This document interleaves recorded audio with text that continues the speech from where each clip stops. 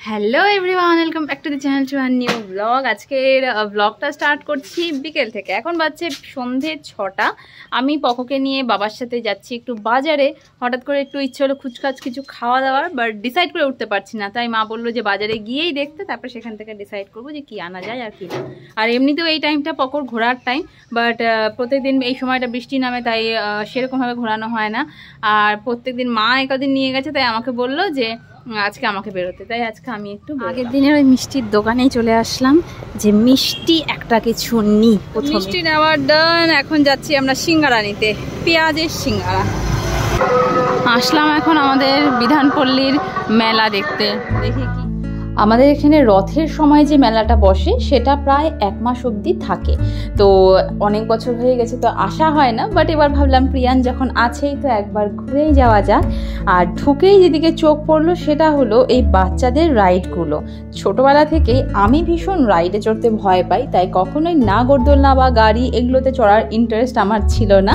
তাই আজকে ভাবলাম যে প্রিয়ানকে অ্যাটলিস্ট চড়াই। এর আগেও শুনেছি প্রিয়ান চড়তে চায়নি, শুনকি বাবা সবাই ট্রাই করেছিল আমাদের বাড়ির সামনের মেলাটাতে, বাট ওর প্রথম দিন ভয় ছিল। আর আজকে আমি সঙ্গে করে নিয়ে গেলাম, বাট তাও ও চড়তে চাইছিল না। যাই হোক, অনেক চেষ্টাই করলাম। নিজের ছোটোবেলার কথাটাই মনে পড়ছিল যে আমাকেও যখন চেষ্টা করা হতো ছোটোবেলায়, তখন আমিও চড়তে চাইতাম না। নাগরদোলনায় তো ভীষণই ভয় লাগতো, আর এইসব রাইডের প্রতিও আমার খুব একটা ইন্টারেস্ট ছিল না।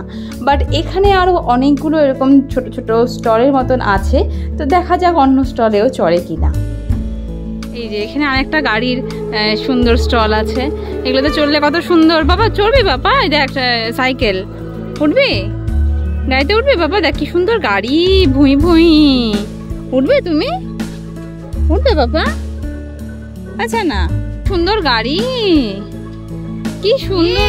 পকলা বসেছে, পকলা বসেছে। ঘুরবে বাবা?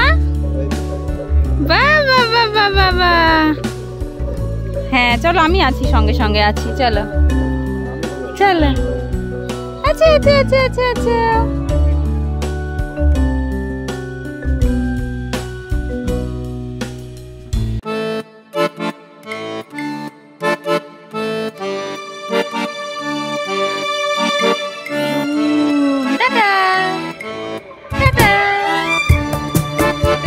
সাহস হয়েছে, এখন আরেকটা গাড়িতে উঠেছে।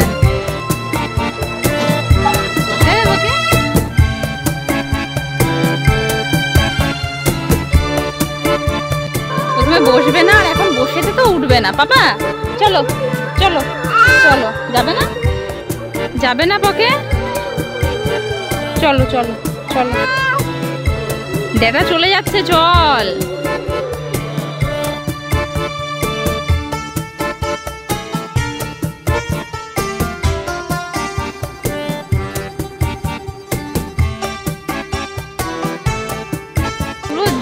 করে ওকে ওখান থেকে বের করলাম, বাবা সামনে গিয়ে দাঁড়িয়ে আছে। প্রথম মিষ্টির দোকানটার থেকে আমাদের জন্য মিষ্টি আর সন্দেশ নেওয়া হয়েছে, আর এখন বাবা গেল পকোর জন্য ছানার সন্দেশ, টাটকা ছানার সন্দেশ আনতে। ওখানে ফ্রেশ সন্দেশ ছিল না। সব নেওয়া হয়ে গেছে। বাড়ি ফেরার সময় লাস্ট নিলাম এখান থেকে বাদাম ভাজা। তো বাবা এখন বাইক ঘোরাচ্ছে, তারপরেই যাব আমরা সোজা বাড়ি।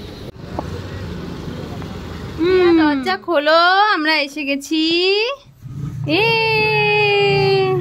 আর এই যে চলো, আমরা কি কি এনেছি চলো দিদিয়া। আমরা অনেক কিছু এনেছি, আমরা মেলায় ঘুরেছি, আমরা গাড়িতে চেপেছি। আজকে বেশ সুন্দর। ও মা, ও মা এসেই যাবে এখন কোলে। দাও,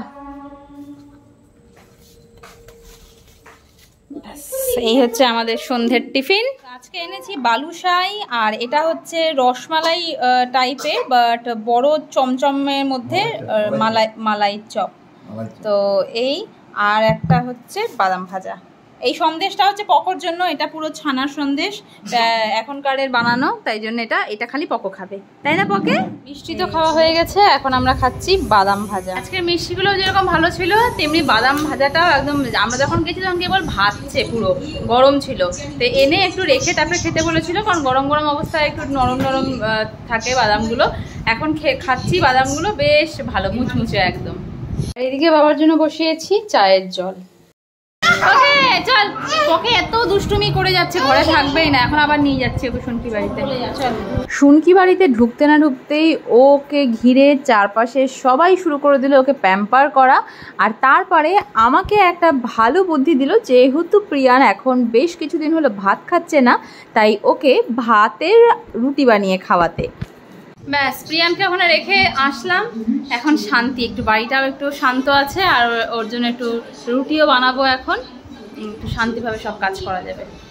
গল্প শুনতে শুনতে আমার আটা মাখাও কমপ্লিট, আর গল্পটা করছে মা আর কুটিপি, দুজনের গল্প, আর আমি মাঝখানে কাবাব মে হাড্ডি।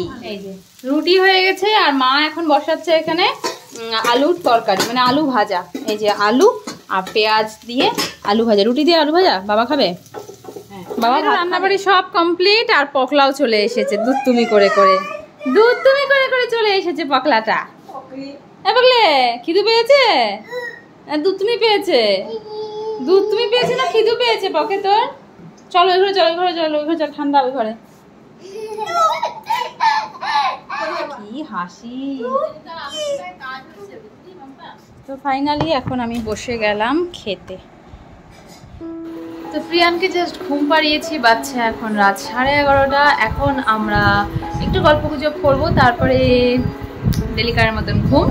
তো চলো আজকের মতন ব্লগটাকে আমি এখানটাতে এন্ড করছি। আজকে খুব ছোট্ট একটা ব্লগ হয়েছে, যেহেতু সকাল থেকে স্টার্ট করে নিই, ওই বিকেল থেকে নিয়ে এই রাত অবধি যতটুকু পেরেছি শেয়ার করেছি। অ্যাকচুয়ালি আজকে ব্লগ আসার কথাই ছিল না, আজকে ভেবেছিলাম যে একটা দিন একটু রেস্ট করি, বাট তারপরে আবার কি মনে হলো যে না, বিকেল থেকেই ব্লগটা শুরু করলাম, কারণ একদিন যদি কিছুই না করি, পরের দিন পোস্ট করার মতনও কিছু থাকে না, তখন নিজেরই ভালো লাগে না, তাই জন্য একটা অভ্যেস হয়ে গেছে। তাই ভাবলাম যতটুকুই যা কিছু করছি না করছি, অল্প হলেও 5 মিনিট হলেও সেটা আমি শেয়ার করি, তো করলাম। চলো আজকের মতন এখানটাতেই টাটা, দেখা হবে কাল নতুন একটা দিনের সঙ্গে নতুন একটা ব্লগের সঙ্গে। Till then tata, bye bye, good night, সবাই খুব ভালো থেকো, আনন্দ